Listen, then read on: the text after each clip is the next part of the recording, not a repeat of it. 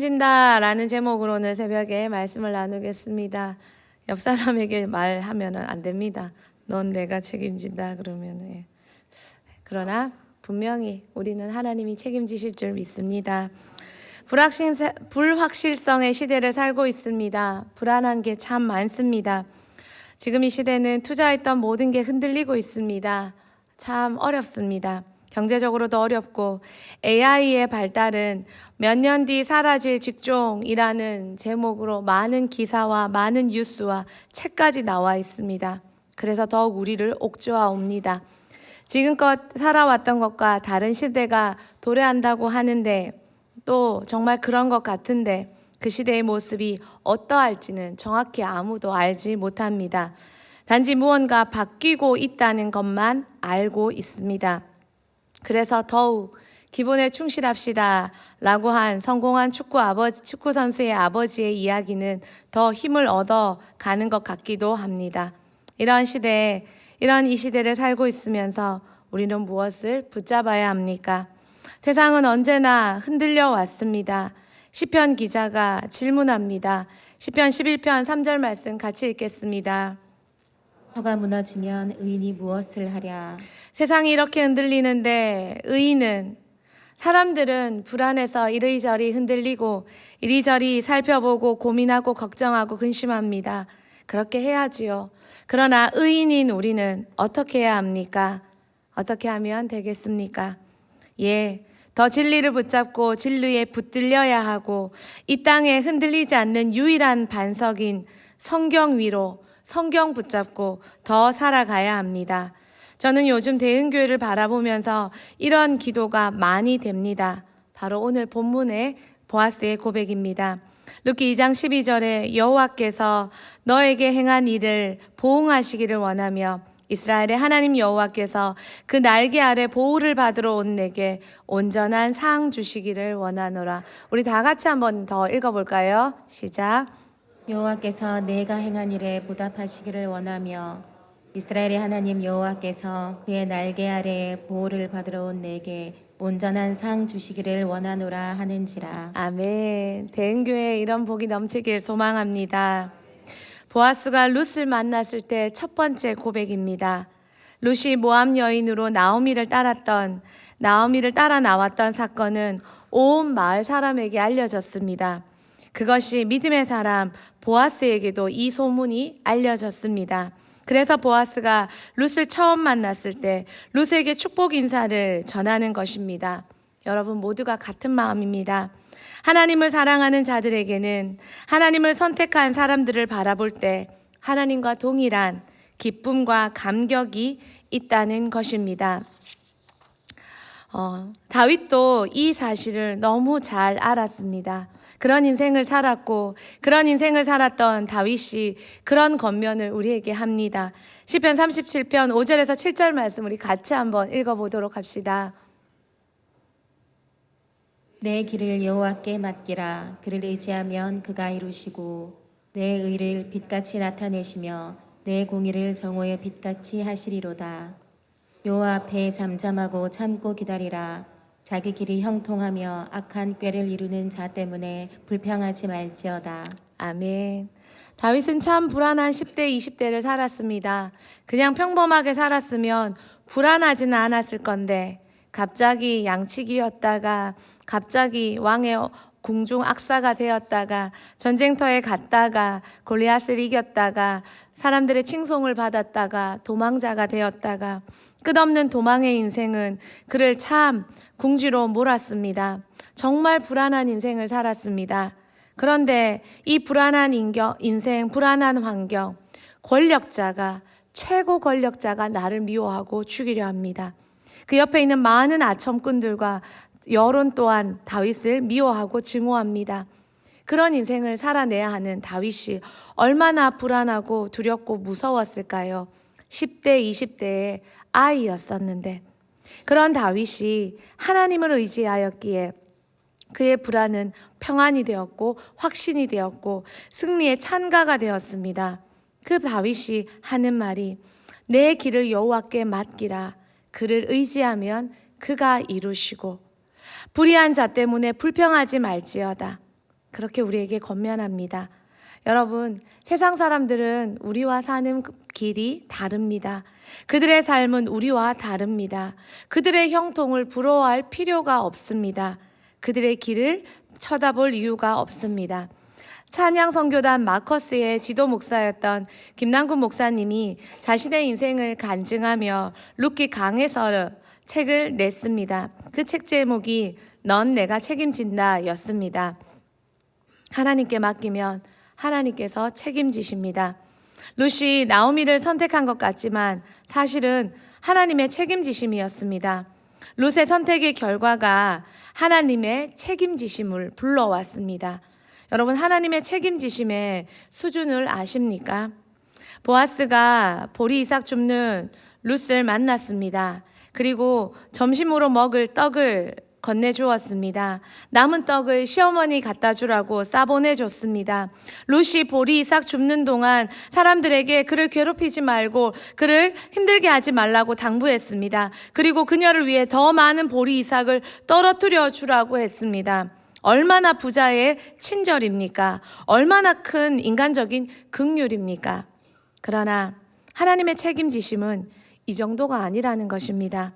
하나님의 책임지심은 하나님을 최고로 경외하는 보아스로 하여금 그의 남편이 되어주라 했습니다. 그리고 나오미의 가문을 이어주라는 것입니다. 그리고 그 가문이 예수 그리스도의 가문이 되게 해주는 정도의 책임지심이었습니다. 우리 하나님의 스케일이 보이십니까? 사람들은 무서워합니다. 알 수 없고 보이지 않기 때문에 두렵습니다. 그러나 알 수 없고 보이지 않는 건 모두가 매 한 가지입니다. 처음부터 이 땅의 시작부터 모두가 그랬습니다. 그런데 그때에도 지금에도 구약에도 신약에도 지금에도 이 모든 것, 이 불완전한 것을 볼 수 있는 유일한 방법이 믿음이라는 눈입니다. 믿음은 바라는 것이 실제가 되게 하는 실상이요, 보이지 않는 것들이 보이게 되는 증거가 되게 하는 역사입니다. 하나님의 인도하심은 우리의 생각 이상의 것들입니다. 경험 이상의 것들입니다. 그렇기 때문에 믿음의 지렛대가 아니면 절대 거기에 다다를 수가 없습니다. 믿음으로 내딛는 자들을 통해 하나님이 유일하게 일할 수 있는 이유입니다. 예전 한 15년쯤 저와 좀 친한 한 집사님이 이런 말씀을 몇 번 하셨었습니다. 목사님의 외침에 증거가 좀 있으면 좋겠다. 저렇게 외치시는데 누구가 이래 됐다라는 증거가 좀 있으면 좋겠다. 그럼 더 잘 따라갈 텐데. 그럼 더 많은 사람이 따라갈 텐데. 그 말씀을 듣고 참 답답했습니다. 그리고 참지 못해 제가 이런 대답했던 게 기억이 납니다. 우리가 지금 그 증거가 되려고 가고 있잖아. 아직 증거를 만드는 중인데 증거가 나타날 때 이미 집사님은 끝났다. 못 따라가서 증거에서 제외됐다. 이런 말을 했던 기억이 납니다. 다행히 그 집사님은 가까스로 따라오셨고 그 증거의 한켠에 한쪽 다리 얹어 놓을 수 있는 은혜를 입었습니다. 여러분, 지금의 대흥교회가 바로 그때의 증거입니다. 아니, 이전에 많은 분들이 대흥교회의 그 시작부터 젊은이의 교회, 정말 그 성막교회, 그때부터 그 기도의 응답이 지금의 대흥교회요, 대흥교회 가정들이요, 대흥교회의 열매입니다. 어제 한 교역자분이 대흥교회를 찾아오셨습니다. 그리고 이야기 저에게 나누시고 눈물 짓고 가셨습니다. 참 마음이 아프고 죄송했었습니다. 슬프기도 했습니다.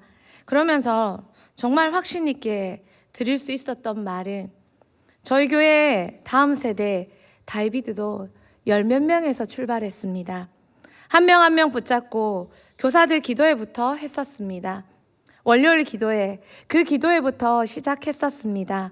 애들 목사님이 제자 훈련하라 하셔서 토요일 점심에 한 번 불러서 밥 해주고 성경 공부하는 것이 다였습니다. 그러나 그 한 명이, 그 두 명이, 그 세 명이, 그 10명이 교회를 사랑해서 대학이 들어가도 교회를 떠나지 않는 청년들이 되었고 그 청년들이 또 더 많은 무리를 이루었고 그 시작은 분명 작은 수였습니다. 하나님은 지금도 어떤 숫자가 중요한 것이 아니고 어떤 환경이 중요한 것이 아니고 믿음만 있다면 대은교회 그 이상의 역사, 성경에 말씀하시는 성령의 역사를 지금도 믿음만 있다면 반드시 일어날 줄 믿습니다. 우리 대은교회에 더 많은 역사가 일어나야 됩니다. 더 많은 믿음이 필요합니다. 그분들에게 잘난 척하기 위해서가 아니라 지금도 믿음으로 하면 된다는 걸 더 많이 보여주고 싶기 때문입니다. 우리 하나님은 살아계시고 참 좋은 분이시고 당신의 영광을 위해 쉬지 않고 일하시는 분인데 우리의 믿음이 너무 작습니다. 지금 대은교회에 일어나는 역사, 성령이 아니고는 절대 일어날 수 없는 역사입니다. 믿음으로 여기까지 왔습니다. 물론 그 믿음이 아직도 부족하지만 믿음으로 함께 여전히 또 같이 걸어가고 있는 성도님들을 봅니다. 그 성도님들을 볼 때면 참 마음이 따뜻해지고 감격스러워집니다. 그래서 보아스의 기도가 그들을 향해 대은교회를 향해 나오게 됩니다. 그 기도를 하나님은 시키십니다. 제게도 제 인생의 불확실성 속에서 원망과 불평이 삐져나올 때가 있었습니다. 그 순간 성령이 제게 주신 응답도 보아스의 선언이요 보아스의 축복이었습니다. 드린 인생에 대해 하나님은 책임지시고 성경은 그런 하나님을 늘 말하고 있습니다. 사람들이 배신했지 어느 한 곳도 하나님이 배신했다고 말하는 곳이 없습니다. 송중기 목사님이 책임지시는 하나님에 대해 에베소서 설교 중에 이렇게 말씀하십니다. 하나님이 우리에게 주신 역할은 4가지이다. 첫 번째는 아버지, 두 번째는 파송자, 세 번째는 희생자, 네 번째는 능력자. 하나님은 아버지로서 허물과 죄로 죽은 자식을 가진 그 자식을 우리에게 보내주신 죽은 자식 가진 아버지이시다. 두 번째는 파송자이시다. 독생자 예수님을 보내주신 파송자이시다. 세 번째는 희생자이시다.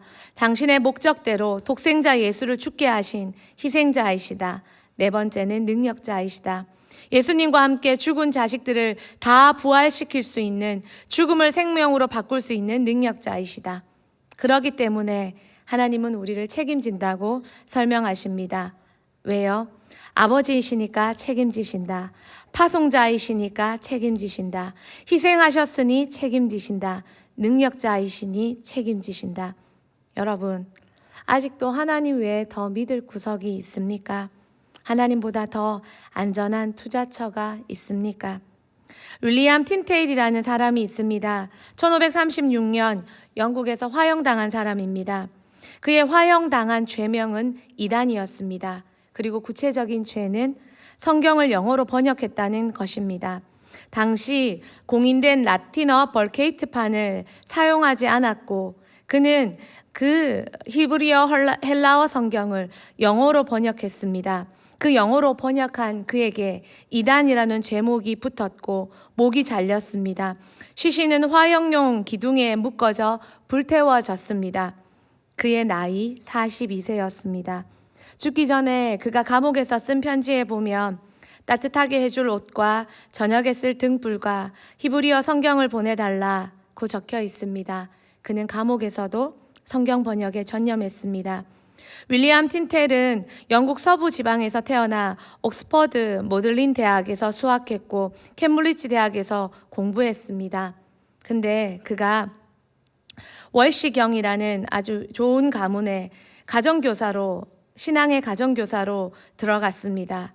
그때 성직자도 평신도도 성경이 없으니 알지 못하니 너무나 무지한 것을 봤습니다. 그래서 그는 성경을 자국어로 읽도록 하기 전에는 그들을 진리 가운데로 인도할 수 없다라는 확신을, 하나님 주신 강한 확신을 갖게 되었습니다. 그리고 그는 영어로 번역에 착수했습니다. 그때까지만 해도 라틴어로만 성경은 읽어야 됐고 라틴어 성경은 성직자들 손에만 있었습니다. 또 평신도들이 라틴어를 알 수 없었습니다. 그는 사명을 다해 영어로 번역하기 시작했습니다. 이 사명이 어떤 파장을 불러올지 그는 알았습니다. 그러나 진리로 인도하고자 하는 그의 사명과 열망을 막을 수 없었습니다. 독일로 피신해서 번역했습니다. 번역한 성경들을 비밀리에 인쇄했습니다. 그리고 인쇄한 성경을 비밀리에 영국에 들여왔습니다. 결국 비밀 요원에게 체포되어 죽임당했습니다.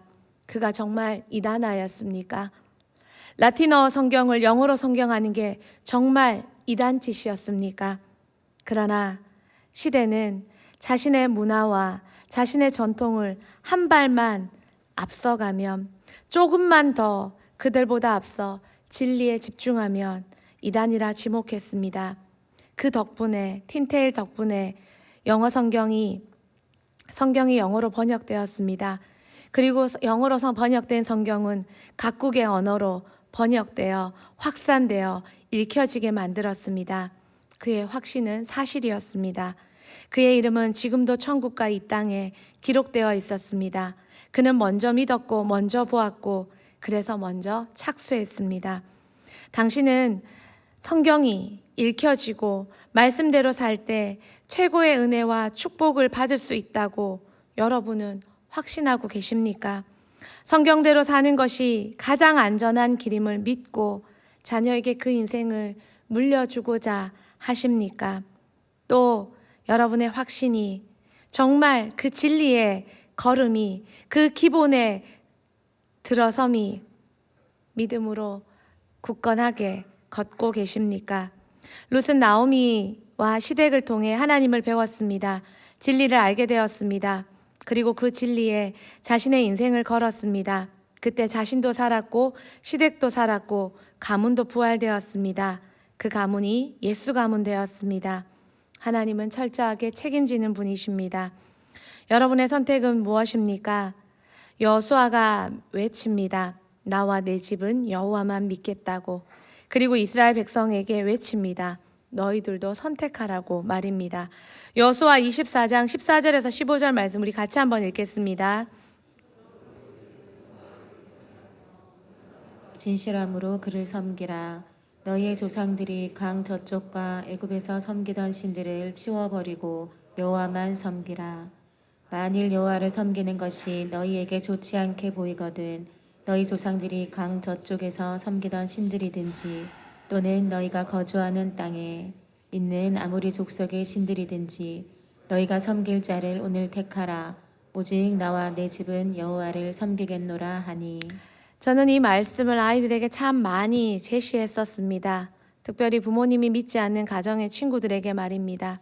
너희 부모님은 강 저쪽의 신들을 섬겼다.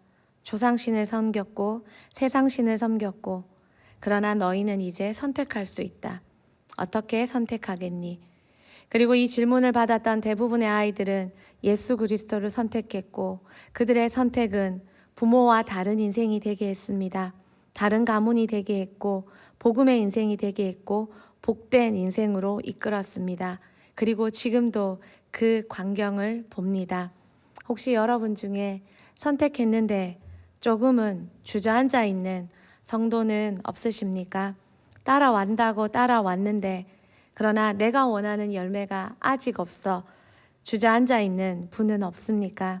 하나님은 오래 참으십니다. 하나님은 반드시 이루어내십니다. 끝까지 보폭을 추리지 않고 하나님 앞에 믿음으로 끝까지 걸어갈 수 있는 대흥교회 모든 성도가 되기를 소망합니다. 대흥교회에 붙여진 성도들이 또 최근에 붙여진 성도님들이 대흥교회로 이주해서 붙여진 성도님들이 이 신실한 믿음을 가지고 모든 대가를 지불하고 대흥교회를 선택하고 예수를 선택하고 믿음을 선택하고 걸어가는 발걸음을 봅니다. 그 걸음이 아름다워 참 감격스럽습니다. 끝까지 좌로나 우로나 치우치지 않고 믿음의 걸음을 걸어가서 우리 하나님의 열매가 역사가 지금도 일어날 하나님의 부흥이 그들의 믿음의 걸음을 통해 나타나기를 소망합니다. 또한 지금 머뭇거리고 있는 성도들 계십니까? 한 발은 이쪽에, 한 발은 조상신에게, 한 발은 세상에, 한 발은 사람들에게, 한 발은 이쪽에 있는 분 계십니까? 빨리 자리 털고 한 마음으로 걸어가서 온전히 평안함 가운데, 확신 가운데, 이러지도 못하고 저러지도 못하고 미칠 지경인 고통이 아니라 확신 가운데 걸어가서 우리 함께 15년 뒤 더 많은 성도가, 그때 그 성도가 지금 성도가 되었다면 지금 성도들은 15년 뒤 더 큰 역사를 더 많이 누리는 우리 모두가 되었으면 좋겠습니다. 이제 여러분에게 질문합니다. 여러분은 지금 무엇을 선택하고 계십니까? 룻기 2장 11절에서 15절에 보면 보아스가 룻에게 이야기합니다.